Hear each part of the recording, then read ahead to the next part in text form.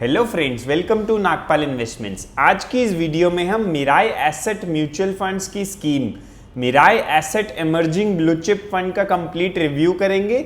दोस्तों, ये एक large and mid cap fund है, यानी जो इसमें मेजर पोर्शन हमारा इन्वेस्ट होता है वो लार्ज कैप कंपनीज में होता है और मिड कैप कंपनीज में होता है। लार्ज कैप कंपनीज वो होती हैं जो इंडिया की टॉप 100 कंपनीज होती हैं, स्टॉक्स होते हैं, उनको लार्ज कैप स्टॉक्स कहते हैं।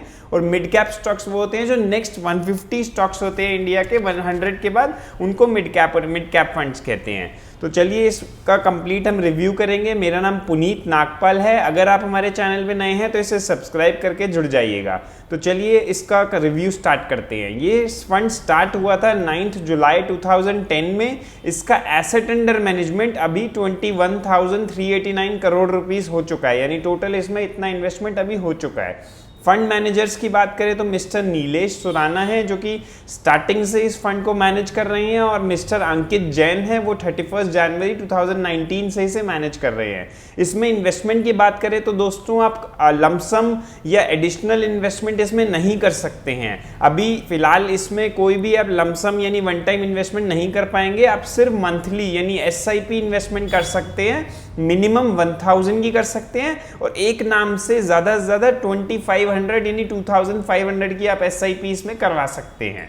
तो चलिए इसके पास्ट परफॉर्मेंस देख लेते हैं। Mirae asset emerging blue chip fund के ग्रोथ ऑप्शन के रिटर्न्स देख लेते हैं। किसी ने अगर लमसम यानी वन टाइम इन्वेस्टमेंट करा है तो क्या रिटर्न मिला है, इसके कैटेगरी एवरेज से कंपेयर करके हम देख लेते हैं। लास्ट 1 ईयर के रिटर्न देखें तो नेगेटिव रिटर्न है, -1.22% का रिटर्न है। कैटेगरी एवरेज में वहीं पे 0.2% का रिटर्न है। लास्ट 3 इयर्स के रिटर्न देखें तो Mirae asset emerging blue chip fund के ग्रोथ ऑप्शन ने 17% का रिटर्न दिया है। कैटेगरी एवरेज में 13.17 का रिटर्न आया, तो कैटेगरी एवरेज से ज्यादा रिटर्न इसने दिया है। लास्ट 5 इयर्स में रिटर्न देखें तो 14% है, कैटेगरी एवरेज में लगभग 10.29% है। तो अगेन कैटेगरी एवरेज से आउट परफॉर्मेंस इस फंड का दिख रहा है हमें। लास्ट 10 इयर्स की रिटर्न देखें तो काफी अच्छी रिटर्न है, 22.63% की। अगेन कैटेगरी एवरेज से काफी ज्यादा है। और जब से ये स्कीम लॉन्च हुई है, सिंस इंसेप्शन इसने 19.78% का रिटर्न दिया है। कैटेगरी एवरेज में 14.81% का रिटर्न आया। काफी आउट परफॉर्मेंस कंटिन्यूअसली ये फंड कर रहा है अपने कैटेगरी एवरेज से। चलिए अब इसके मंथली रिटर्न्स देख लेते हैं। SIP अगर किसी ने किया है 1000 पर मंथ का तो कितना अमाउंट बना है और क्या रिटर्न आया ये देख लेते हैं। लास्ट 1 ईयर में देखें तो 12,000 1000 के हिसाब से डिपॉजिट हुआ, वैल्यू बनी है 11,084, -13.81% का रिटर्न है। पिछले एक साल में थोड़ा सा ये रिटर्न इसका खराब रहा है क्योंकि मार्केट भी थोड़ा इस टाइम नीचे है। लास्ट 2 इयर्स के रिटर्न देखें तो 24,000 डिपॉजिट हुआ, 26,800 बना, 11% का रिटर्न है। 3 इयर्स में 36,000 हमारा गया 1000 के हिसाब से और 17.87% की रिटर्न है, 46,841 का कॉर्पस बना है।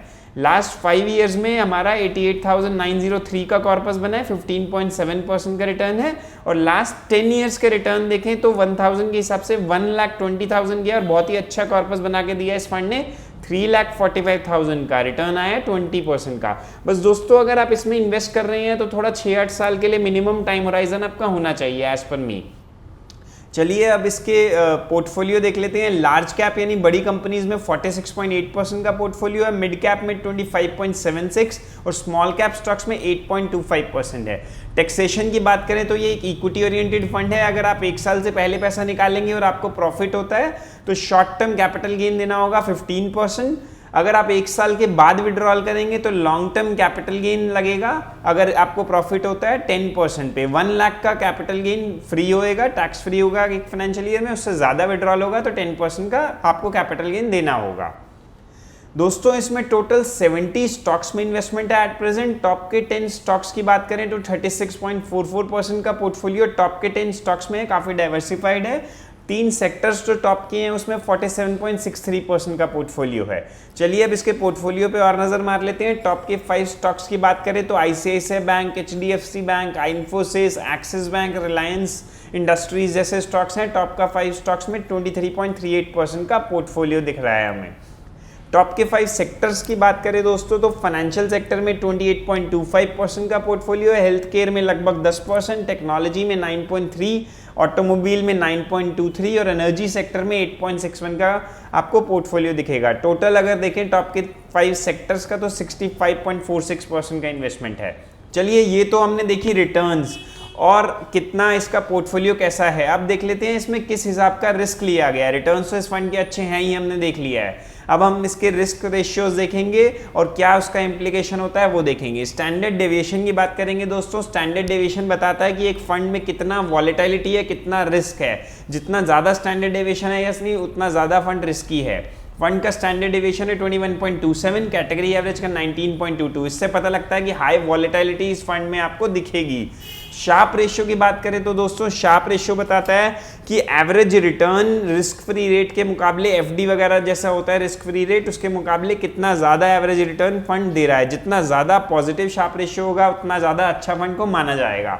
शार्प रेशियो देखिए 0.71 है, कैटेगरी एवरेज का 0.52 है। अगेन ये बताता है कि बेटर रिस्क एडजस्टेड रिटर्न्स आपको मिल रहे हैं। रिस्क लिया गया है लेकिन रिटर्न्स भी आपको अच्छे उस हिसाब से मिल रहे हैं। अल्फा दोस्तों बताता है कि फंड में बेंचमार्क के मुकाबले कितना ज़्यादा रिटर्न दिया है। तो आप देखिए अल्फा भी फंड का कैटेगरी एवरेज से काफ़ी ज़्यादा है, 2.25 है, कैटेगरी एवरेज का 1.51। Again it shows better risk adjusted returns you are getting in the fund.